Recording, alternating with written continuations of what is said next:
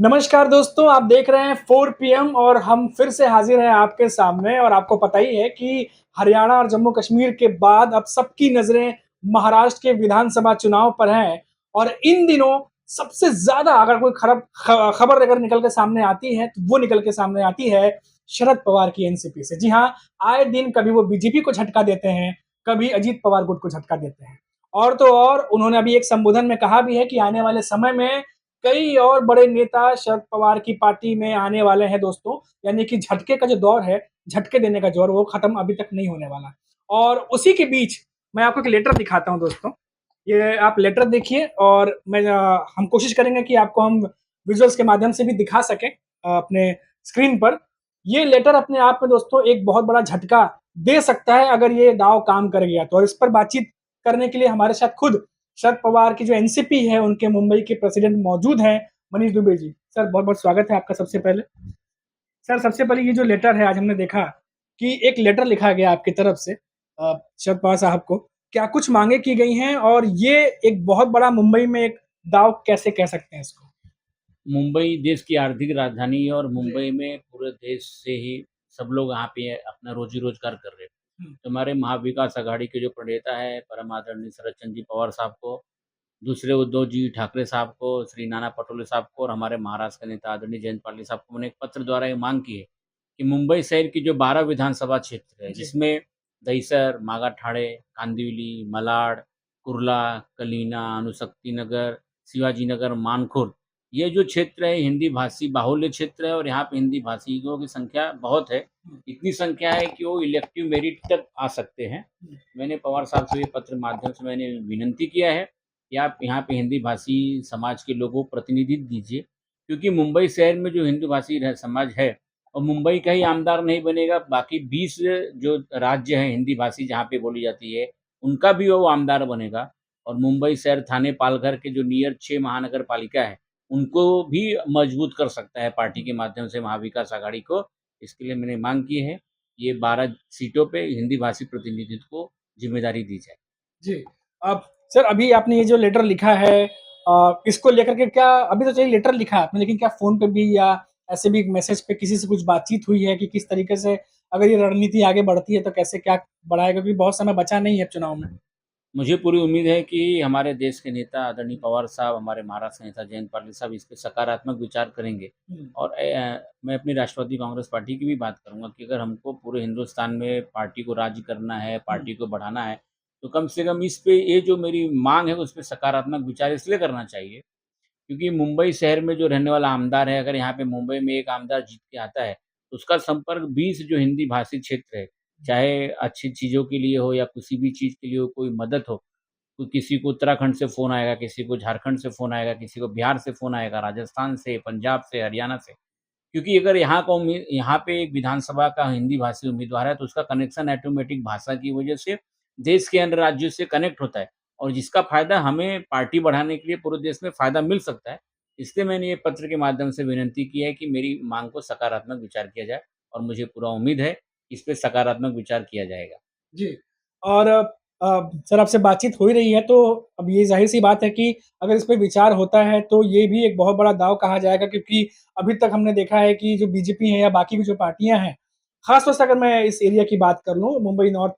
Waste की बात कर लूँ, मुंबई नॉर्थ की बात कर लूँ, तो यहाँ पर कहीं न कहीं बीजेपी का एक तरीके से कहें कि ख़ास तौर से उत्तर भारतीयों की बात करें तो उनकी वजह से उनको थोड़ा सपोर्ट रहता है। लेकिन अगर ये दाँव काम करता है तो एक बहुत बड़ा जो है एक कह सकते हैं कि एक दाँव कहा जाएगा इसको कि सामने वाले को चित करने के लिए। वैसे इन दिनों आजकल बहुत ज़्यादा दाँव-पेच खेले जा रहे हैं। अब सर हमारे साथ मौजूद हैं तो हम ये भी सर पूछना चाहेंगे कि आए दिन हम देख रहे हैं, कभी बीजेपी को झटके मिल रहे हैं, कभी अजित पवार की गुट को कई सारे नेता पार्टी छोड़ के शरद पवार के साथ हाथ मिला रहे हैं सर। तो ये भी एक तरीके से दिन पर दिन उनकी स्ट्रेंथ बढ़ती जा रही है।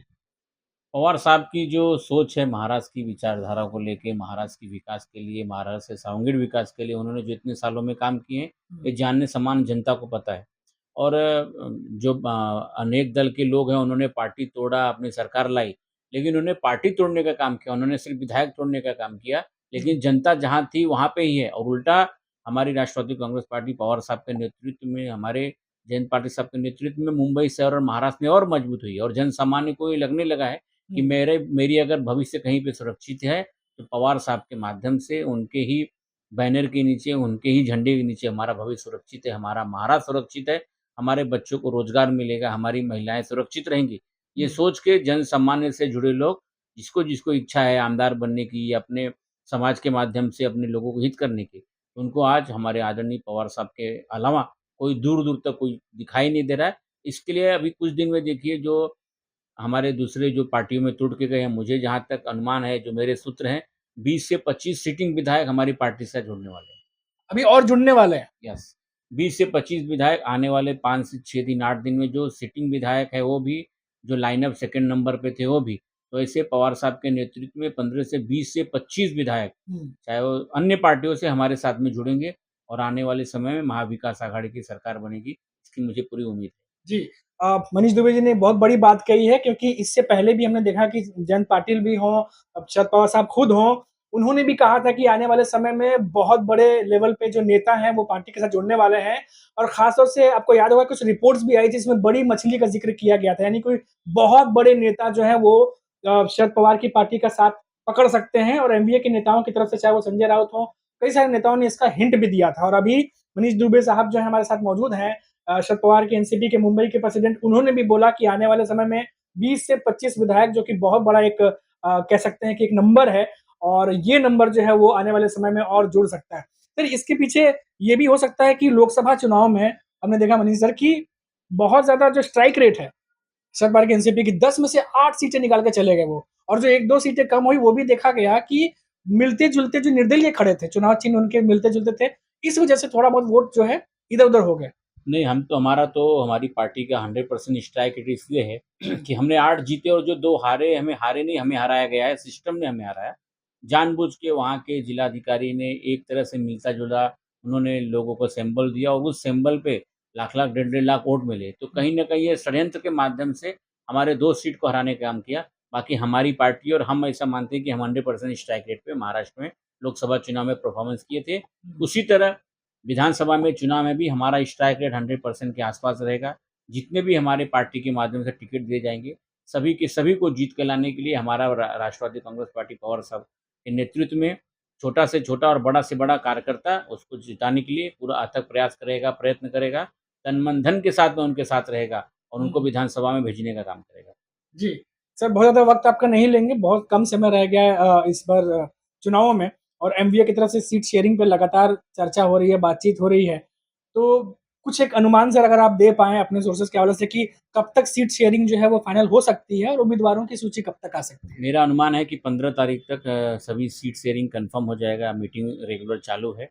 और 15 तारीख तक ऑफ़िशियल अनाउंसमेंट पूरे महाराष्ट्र में हो जाएगा और उम्मीद है कि आने वाले 2-4 दिन में एक कोड ऑफ कंडक्ट लग जाएगा। उसके इमीडिएट बाद सबसे पहले महाराष्ट्र में कोई अगर अपना सीट शेयरिंग का डिसाइड करेगा, तो हमारी महाविकास आघाड़ी के माध्यम से अनाउंस किया जाएगा। जी, थैंक यू सो मच हमसे बात करने के लिए और ये मनीष दुबे जी थे जो कि मुंबई जो प्रेसिडेंट हैं शरद पवार एनसीपी के, वो उन्होंने कई सारी जानकारी हमसे शेयर की और आए दिन लगातार बहुत सारी खबरें निकल कर सामने आ रही हैं और जैसा कि हमने बताया कि एक लेटर लिखा गया इनकी तरफ से और काफ़ी ज़्यादा ये अहम हो जाता है लेटर क्योंकि ये ऐसा क्रिटिकल सिचुएशन है इस समय कि हर एक चीज़ जो है वो कुछ नयापन या कुछ नया दाँव-पेच जो है वो हर पार्टी की तरफ से कोशिश की जा रही है कि वो किया जाए ताकि आने वाले समय में एक दूसरे पर बढ़त बनाई जा सके। तो जैसे ही नई अपडेट्स आएँगी, जो भी नई खबरें आएँगी, कोई नया मुद्दा होगा, वो सब कुछ हम लेकर के आपके सामने दोबारा हाज़िर होंगे। अभी के लिए फ़िलहाल इतना ही, फिर लौटेंगे तो बात करेंगे महाराष्ट्र की किसी बड़ी खबर पर। तब तक के लिए मुझे इजाज़त दीजिए और आप देखते रहिए 4 पीएम। नमस्कार।